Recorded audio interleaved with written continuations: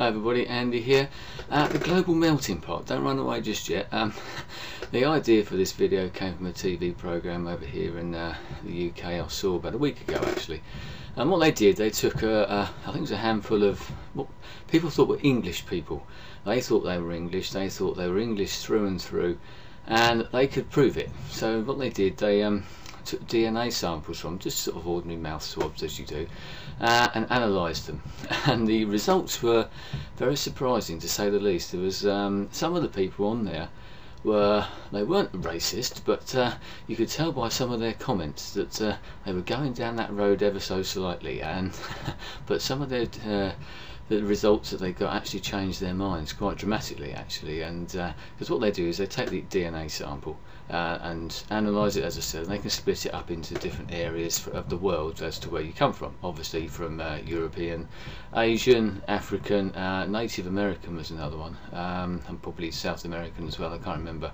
And then they can analyse it even further, and they did it like on a European basis, take the European sample and even split that up into like the Northern European, Scandinavian area, what they class as the Eastern Mediterranean, the Middle East, Sub-Saharan Africa, all those sort of things. Anyway, and some of the people were saying, what do you need to be English? And some people said they need to go back about 12 generations, and if it, that would prove that they were truly English. Some people even said that they needed their ancestors to go back 1,000 years to sort of true Saxon times and all that sort of thing. But most of the people, it's quite surprising, there were only a couple who were more or less 100% North European, and that doesn't mean just pure English, that means North European. That could be sort of France, Germany, anything like that, Scandinavia I suppose. But quite a few of them came from the sort of Russia, that sort of area over there, that way, Sub-Saharan Africa, as I said, Middle East. And it sort of got me thinking about the whole thing, that maybe eventually that we are actually all related. I've probably mentioned before, done quite a bit of research into my family history. I've got it back with the help of other people, not just me, back to the sort of 1600s in Britain, and obviously the world's population then was considerably smaller than what it is now. It's over the 6 billion mark now, but I don't know what the population was in the 1600s, but in Britain certainly it was a lot smaller, and obviously consequently across the world it was a lot smaller. And I won't tell you what my surname is, but just by the name and from the area that I've sort of Norfolk in England, if anybody knows that area, East Anglia, it appears that my ancestors come from Northern Europe, whether it be Germany or Scandinavia. I might even be a Viking when it comes down to it, so I can have a nice Viking funeral when the time comes, not too soon hopefully. But anyway, it's a very interesting programme, so it got a lot of people thinking. As I said, they were sort of ever so slightly got that little racist tinge to them, and it made a lot of people think differently. So are we all related? We can go back, if you sort of read the Bible. I'm not a big Bible fanatic or anything, but even in there you go back to Adam and Eve and all that, and if you look at it from an evolutionary point of view, the anthropologists and that say we all come from sort of East Africa. The sort of population of Europe and that has changed constantly right across the centuries, hasn't it? We've had mass migrations right across the world.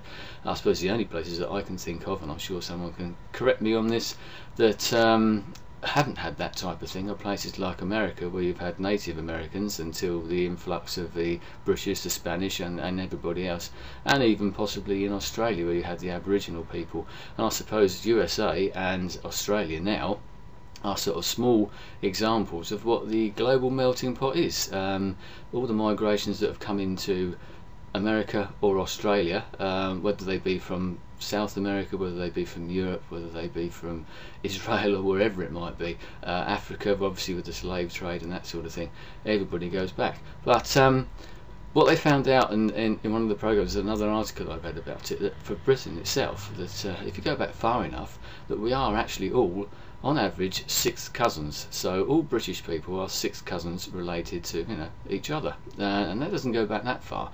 And France and Germany and all that, we're not that far away from them either. But apparently, if you go back far enough, every single person on the earth that is alive now, I've got a couple of figures written down, 100 generations ago, that's when our last common ancestor lived. So everybody, you, me, everybody watching this, everybody in the world, their last common ancestor was born 100 generations ago. and they think that was about 1500 BC, somewhere in Asia, which is pretty much what most people would expect because of all the sort of migration routes. And as I said, one of the things that came out in that program was there's so many people who come from that part of the world because of the migrations that have come backwards and forwards across Europe, as I suppose that's where a lot of the sort of world population come from. I remember reading books years ago by a guy called Thor Heyerdahl, who came from Norway.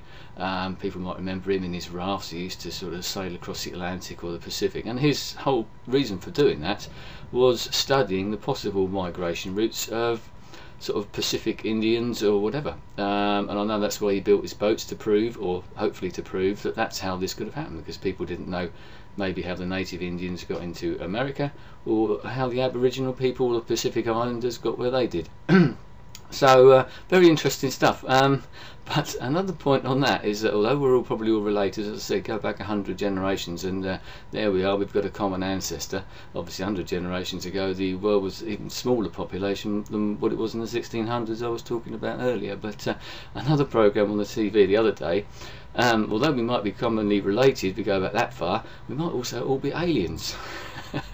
So rather than the sort of being racist on the earth about all the different races that some people don't like, and colours of skin and religions and all that sort of thing, although we're all commonly related on the earth, so why the hell are we bothered about all this sort of stuff? But we might actually all be aliens anyway. So little green men from cometary, I think that's the word, debris or whatever. The earth's been bombarded by sort of meteorites, asteroids, comets, and clouds of whatever sort of stellar matter or solar matter for billions of years, and that's where some people think that life actually came from. The seed was planted from outside of the solar system. So there you go.